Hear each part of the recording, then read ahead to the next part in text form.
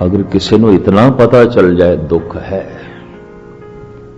तुसी आखोगे सानू इतना भी पता नहीं, गुस्ताखी माफ। अगर पता होंदा तो बार बार अवतारी पुरुषां नूं कहण दी लोड़ ही नहीं सी। बाली रोवे नाए भतार, नानक दुखिया सब संसार। सब जगत दुखी है, इतनी सच्चाई दा बोध नहीं।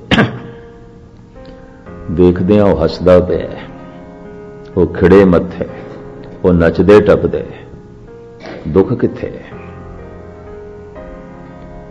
पर कौन दसे इन्हां हसदे होया चेहरियां दे विच ही रोना छुपिया पिया।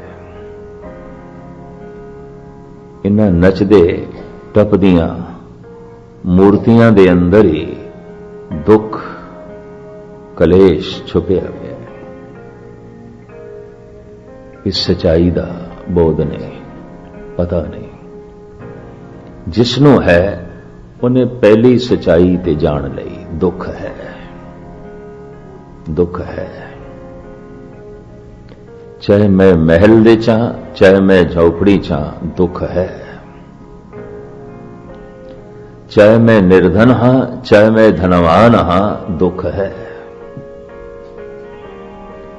चाहे मैं तंदुरुस्त हां, चाहे मैं बीमार हां, दुख है। जो मैं कह रहा इन्हू थोड़ा जिहा गौर नाल सरवण करा। चाहे मैं एक मुल्क दे चा, चाहे मैं दूजे मुल्क दे चा, दुख है, दुख है। चाहे मैं बचपन दी अवस्था चा, चाहे मैं जवानी दी अवस्था चा, चाहे मैं बुढ़ेपे दी अवस्था चा, दुख है, दुख है। चाहे मैं सुंदर हां, चाहे मैं करूप हां, दुख है। चाहे मैं खुशहाल हां, चाहे मैं बदहाल हां, दुख है। चाहे मैं छोटा हां, चाहे मैं वड्डा हां, चाहे मैं निर्गुण हां, चाहे मैं गुणवान हां, चाहे मैं पढ़ा लिखा, चाहे मैं बिल्कुल अनपढ़ हां, दुख है, दुख है। अनपढ़ भी दुखी, पढ़ा लिखा भी दुखी, निर्धन भी दुखी, धनवान भी दुखी, दुख है। निर्धन सोचदा है मैं दुखी हां, धनवान सुखी ने। अनपढ़ सोचदा है मैं दुखी हां, पढ़े लिखे सुखी ने। ऐसा सोचदा है। एक शहर दे रहन वाला ऐसा सोचदा है मैं दुखी हां, दूजे शहर दे रहने वाले दुखी नहीं ने। कोई ऐसा सोचदा है मैं जिस मुल्क दे च रहना दुख है, और दूसरे जिस मुल्क दे च रहिंदे ने दुख नहीं है। भुलेखा, भ्रांति, मुगालता। महाराज कहते हैं जिथे तक संसार है दुख है, नानक दुखिया सब संसार। चाहे एक मुल्क है, चाहे दूजा मुल्क है, चाहे एक शहर है, चाहे दूजा शहर है, चाहे बच्चा है, चाहे बुढ़ा है, चाहे निर्गुण है, चाहे गुणवान है, पढ़ा लिखा है, अनपढ़, दुख है। पहली सच्चाई। दूसरी, दुख दा कारण भी है, एवें नहीं है, एवें नहीं है। तो दुख दा कारण की है? दुख दा कारण है ना समझी, अज्ञान। कारण की है? अज्ञान। ते अज्ञान करके मनुख चिंतातुर हो जाता है, दुखी हो जाता है। जो होना चाहिए किधरे ऐसा ना होवे, ना होवे। जो नहीं होना चाहिए किधरे ऐसा ना होवे, हो जाए। चिंता, दुख, अज्ञान। दुख है, दुख दा कारण भी है अज्ञान। निवृत्ति दा साधन भी है ज्ञान। और सुख है, सुख है। जितना अज्ञान दुख है, दुख है, जितना ज्ञान आनंद ही आनंद। रूहे जमीन ते धन गुरु नानक गुरु गोबिंद सिंह जी महाराज ने ते सानू शब्द दा पुजारी बनाया है, ज्ञान दा पुजारी बनाया है। और आप दी ज्ञात लई अर्ज करा, उत्पत परले शब्दे होवे, शब्दे ही फिर उपत होवे। घर दे जिस दरवाजे दे राही मैं बाहर आया, उसे दरवाजे राही अंदर प्रवेश करांगा। शब्द दे राही संसार आया है, शब्द दे राही संसार प्रवेश करेगा। शब्द दी सूझ ज्ञान है, शब्द दी ना समझी अज्ञान है। केड़ा शब्द सी जिस राही जगत आया है। लखां जिंदगियां दे दरिया चल पे, तिसते होए लख दरिया। लखां सूरजां दे दरिया, लखां पृथ्वियां दे दरिया, लखां पशु पक्षी मनुखां दे दरिया, ये लखां तरह की जिंदगी दे दरिया। केड़ा शब्द सी, वो केड़ा दरवाजा सी जिस चों लंघ के आए ने।